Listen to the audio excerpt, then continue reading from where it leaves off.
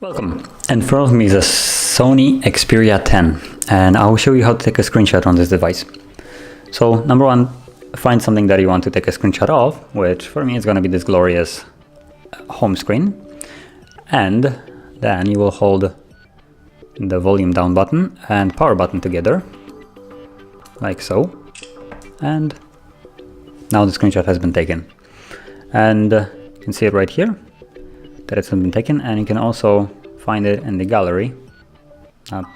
Not this photo, right here, as you can see. It's a screenshot. So that's how you do it. If you found this video helpful, don't forget to hit like, subscribe, and thank you for watching.